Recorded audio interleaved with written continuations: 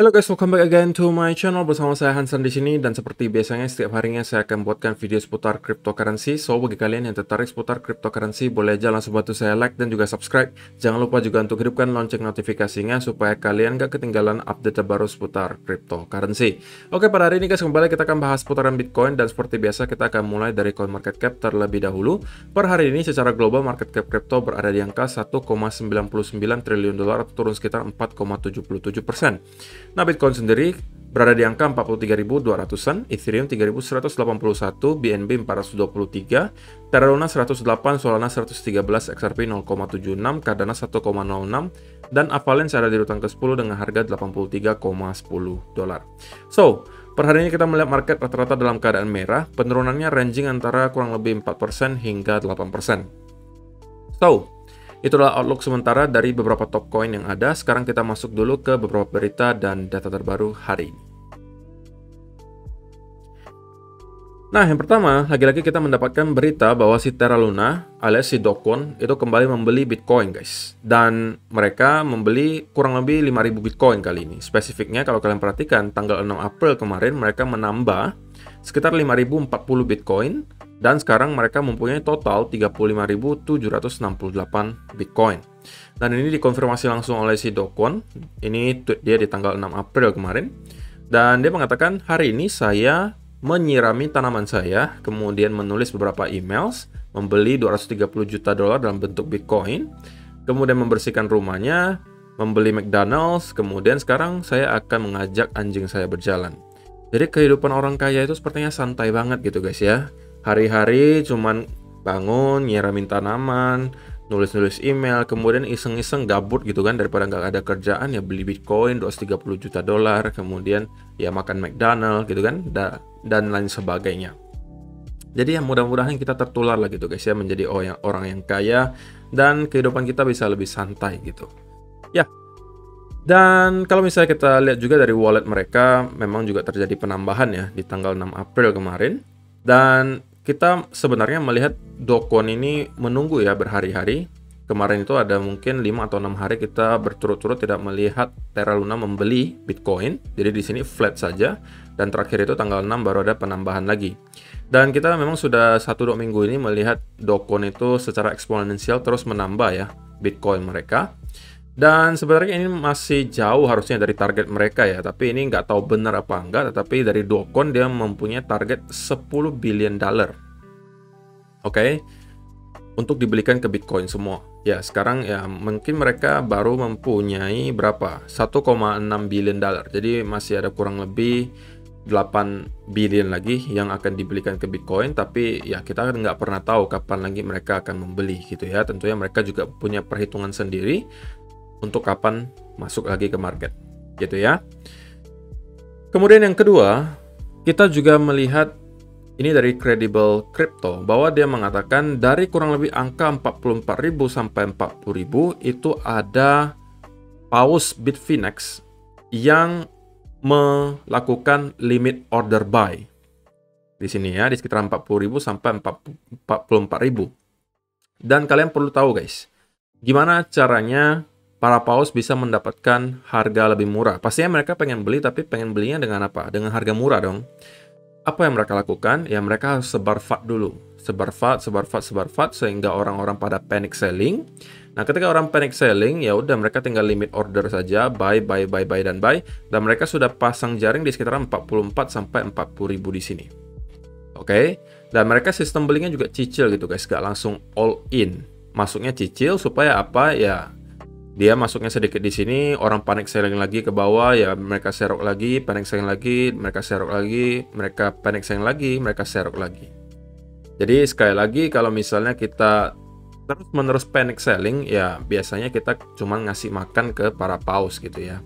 Dan ini dibuktikan dengan data di sini bahwa udah banyak gitu ya orang nunggu di sekitar 40.000 sampai 44.000. Dan saya akan jelaskan kenapa di area ini nanti di chart gitu ya.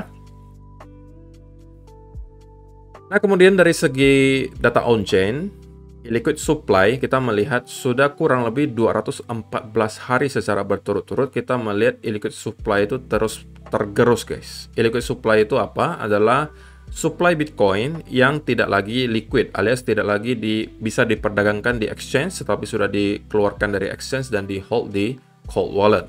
Terakhir kali kita melihat fase ini terjadi cukup panjang itu di tahun 2020 hingga 2021. Itu terjadi selama 188 hari.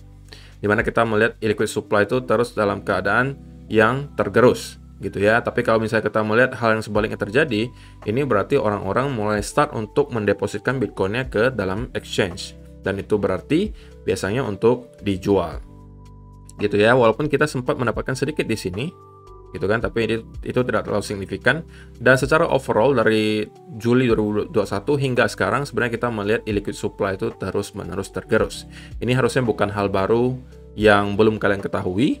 Ini sudah pernah kita bahas berkali-kali gitu ya, dari segi balance on exchanges, dari segi illiquid supply change, kemudian dari segi dormant dan lain sebagainya. Dari semua data yang kita pernah lihat, rata-rata untuk sekarang masih merujuk ke hal yang sama, yaitu bullish gitu ya. Ya tentunya kalau misalnya kalian udah lama nonton channel saya, kalian harusnya tahu gitu bahwa saya udah sering sampaikan data on-chain seperti ini guys tidak bisa kalian gunakan untuk trading di short term.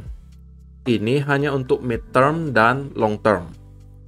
Oke, ini hanya pedoman kita untuk mid term dan long term, bahwa kita melihat apa sih yang terjadi di belakang layar, kemudian dari hal tersebut kita bisa menentukan, oh apakah Bitcoin sekarang dalam keadaan akumulasi ataukah distribusi. Dan so far kita melihat kita dalam keadaan akumulasi. Nah, akumulasinya akan selesai berapa lama? Nah, itu kita tidak bisa menebak gitu guys. Cuman yang kita tahu sekarang kita dalam fase akumulasi. Oke. Kemudian karena kita juga mendapatkan drop kemarin dari kurang lebih 45.000 hingga 43 ribuan, maka kita kembali mendapati semacam likuidasi yang cukup besar di mana ada 124.000 traders ke liquid dan total value-nya ada sekitar 359 juta dolar. Tidak mengherankan 83%-nya adalah orang-orang yang long. Dan sekali lagi guys, saya pengen ingatkan selalu untuk selalu menerapkan risk management yang baik ketika kalian sedang trading.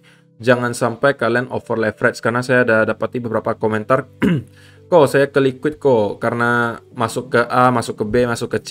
Kalian bisa ke liquid bahkan market hanya karena market ngedip kurang lebih 5-8%. Itu berarti beberapa hal. Pertama, kemungkinan besar kalian pasti tidak taruh stop loss. Oke, kedua, kemungkinan besar kalian pakai leverage-nya terlalu besar. Kalau kedua hal tersebut kalian lakukan, ya kemungkinan besar kalian akan liquid. Tidak liquid sekarang, bisa jadi liquid juga nanti. Itu tinggal menunggu waktu saja, saya rasa. Kalau misalnya kalian lakukan dua hal ini. Pertama, kalian tidak menerapkan stop loss. Kedua, kalian leverage-nya terlalu besar. Alias kalian pakai margin-nya terlalu besar. Kalian pengen cuannya cepat. Modalnya $1.000, kalian pun modalnya $1.000, kalian leverage-in sampai $10.000.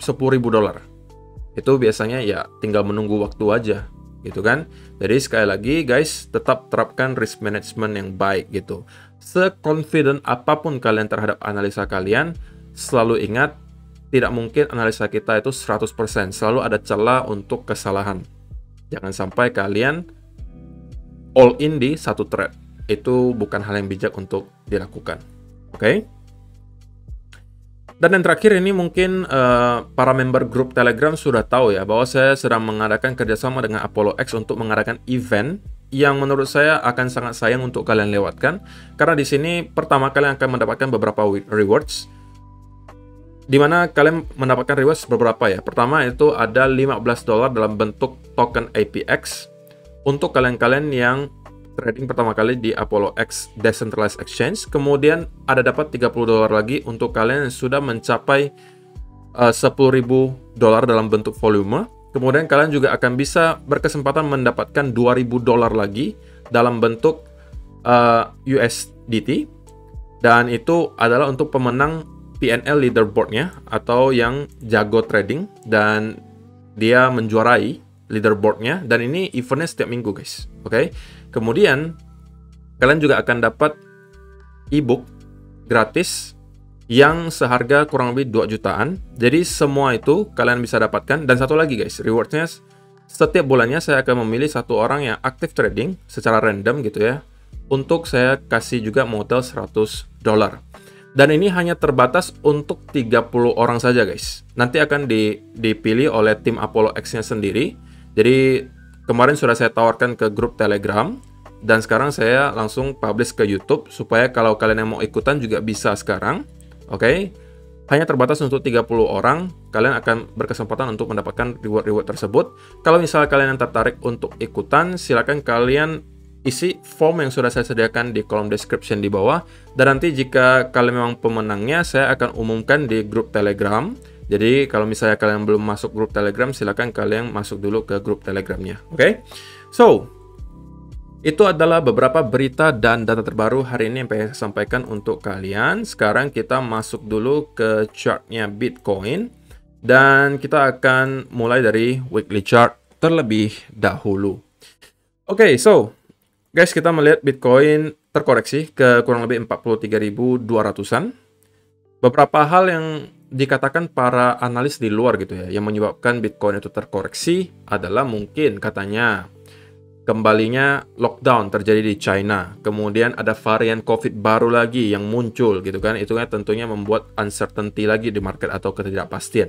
Kemudian ada isu bahwa The Fed akan segera melakukan pengurangan balance sheet mereka. Kemudian juga interest rate akan lebih agresif dinaikkannya. Dan juga intensitas perang di Ukraine dan juga Rusia yang juga semakin meningkat. Ya tentunya dengan akumulasi beberapa hal tersebut, menurut mereka itu membuat Bitcoin kembali terkoreksi. Tetapi yang pengen saya kasih catatan untuk kalian adalah bahwa selain hal-hal fundamental tersebut, kita juga melihat bahwa memang dollar index itu mengalami penguatan gitu guys. Sekali lagi saya sampaikan bahwa ketika dollar index itu mengalami penguatan, maka cenderung biasanya kripto itu akan terkoreksi atau at least sideways gitu ya. Tapi ketika dollar indeks itu drop, maka itu biasanya Bitcoin akan mengalami peningkatan. Dan untuk sekarang, ya unfortunately kita melihat US dollar mengalami penguatan, gitu ya. Dan sebenarnya kita masih bermain di channel ini. Oke, kemarin saya expect itu sebenarnya US dollar kembali drop ke sekitaran sini. Kalau ini terjadi kemarin, kemungkinan Bitcoin bisa akan langsung menuju ke 50.000 sebelum kita terkoreksi, gitu ya. Tetapi tidak terjadi dan kita malah mendapati lagi kenaikan ke atas. Dan sekarang tentunya kita perlu lagi memantau US dollar, di mana kira-kira area resistance lagi yang akan dicapai oleh si US dollar sebelum kita kemudian mendapati koreksi lagi adalah di area di sini, guys. Di 12.400 hingga 12.500 lah, ini areanya. Ini adalah next major resistance buat US dollar. Sebenarnya tidak terlalu jauh lagi ini areanya guys. Kalau misalnya kita kembali mendapatkan rejection dari sini, apalagi kalau kita mampu sampai break down dari channel di sini, menurut saya ini adalah berita yang sangat positif untuk cryptocurrency. Karena ketika US dollar itu melemah, kita biasanya melihat Bitcoin dan kripto itu kembali merangkak naik ke atas. Dan kita sudah buktikan hal tersebut di beberapa kali sebelumnya di sini. Ketika Bitcoin menurun seperti ini, kripto naik, di sini juga sama, di sini juga sama, di sini juga sama. Kita udah pernah buktikan di beberapa video di minggu lalu, gitu ya. Jadi itu yang perlu kalian keep in mind, bahwa sekarang memang yang terjadi adalah US dollar sedang menguat. Dan kita itu melihat chart Bitcoin sekarang, kita bandingkan dengan apa? Bandingkan dengan US dollar. Jadi ya kalau misalnya US dollarnya menguat, ya otomatis Bitcoinnya bakal turun gitu kan. Simpelnya seperti itu, karena kita Bitcoin versus US dollar. Kalau US dollar menguat, ya sudah berarti Bitcoinnya nurun. Kalau US dollarnya melemah, ya Bitcoinnya naik. Ya ini seperti trading forex juga gitu kan. Nah, tetapi yang perlu kalian ketahui juga adalah bahwa ini mungkin sebagian orang udah lupa gitu ya, bahwa kita pernah membahas weekly levels atau area key levels di weekly chart gitu ya, dimana saya sampaikan kemarin bahwa area weekly chart yang perlu kita perhatikan itu adalah yang garis biru ini guys. Oke, dimana sebelumnya berkali-kali itu kita menjadikan area ini sebagai resistance. Di sini resistance, di sini resistance, di sini support, di sini juga support, di sini juga support, di sini juga support, di sini juga support, di sini resistance. Jadi ini adalah area di key level yang perlu kita pantau. So far tentunya dari segi weekly chart kita melihat hal yang wajar terjadi. Apa itu hal yang wajar? Kita melakukan breakout disertai dengan retest. So far itu yang terlihat di weekly chart.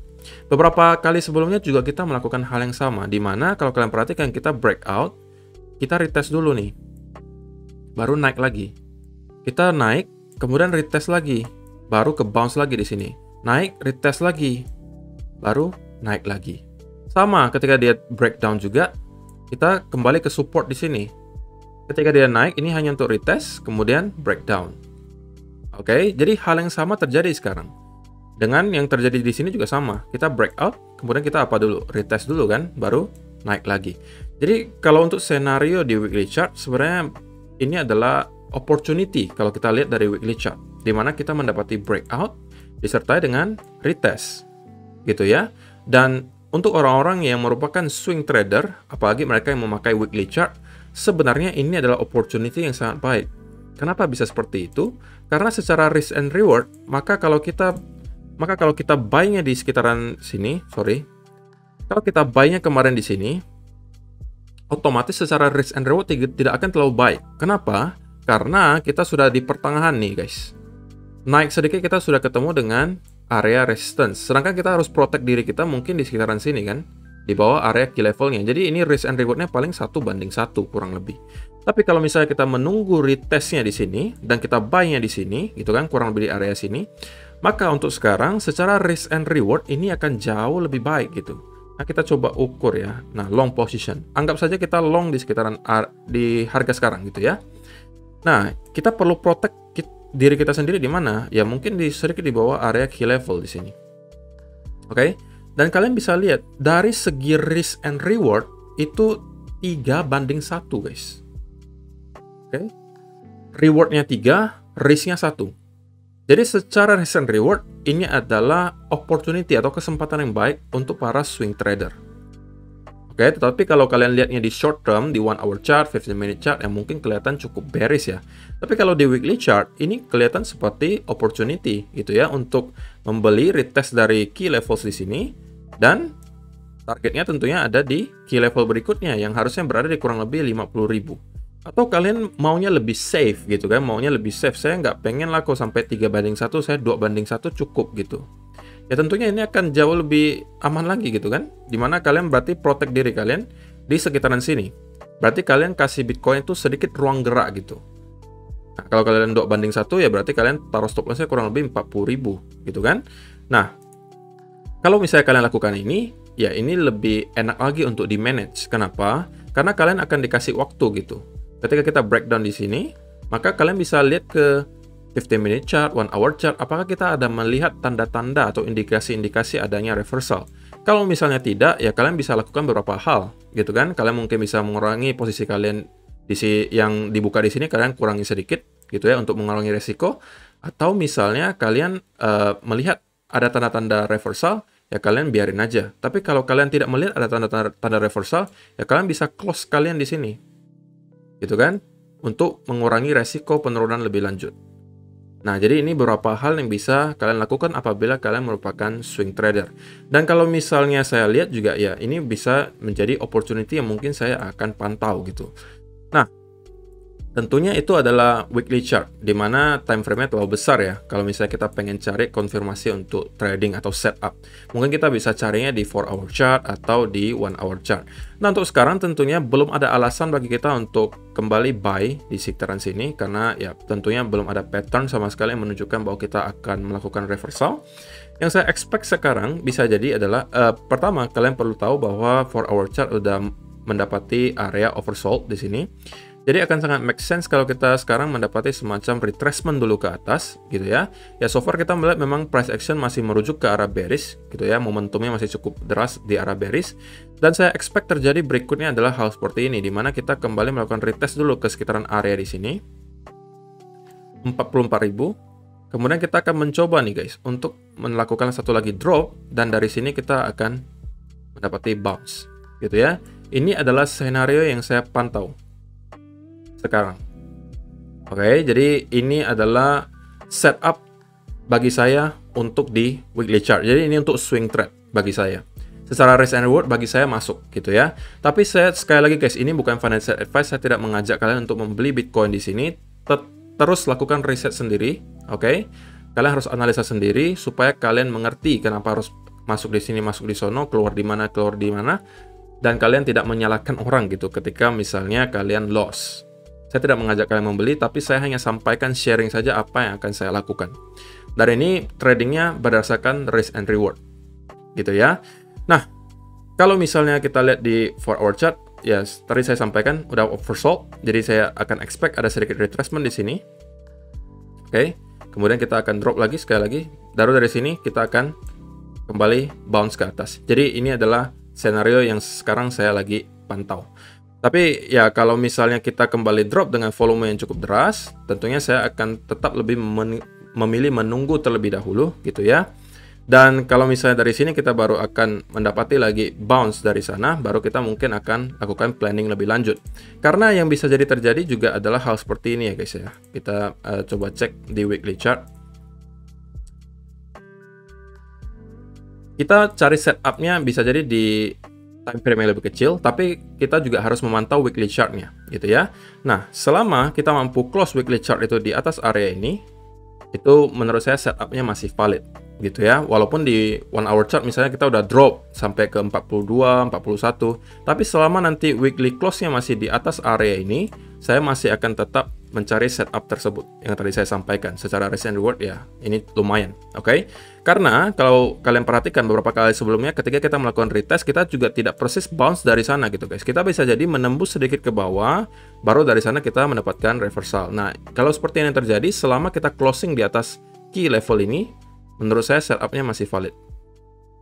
Oke, tapi kalau misalnya kita sudah close di bawah area tersebut, oke, maka dari sana mungkin saya akan memilih untuk diam dulu. Nggak pengen melakukan apa-apa, dan malah mungkin saya akan mencari setup. Kalau misalnya ternyata kita malah drop di bawah trendline di sini, itu adalah mungkin kesempatan untuk short, dan kita akan menuju lagi mungkin ke sekitaran area 30.000. Oke, jadi saya rasa penjelasannya cukup jelas ya untuk planning yang saya lakukan sekarang. Terima kasih yang sudah menonton sampai selesai video hari ini. Guys, jangan sampai lupa juga untuk ikut event yang tadi saya sampaikan. Saya kerjasama dengan Apollo X.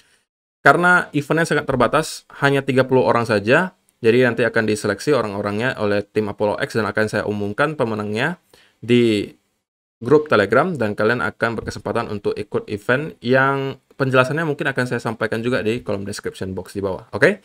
So, itu aja untuk hari ini. Kita akan bertemu lagi di video yang berikutnya.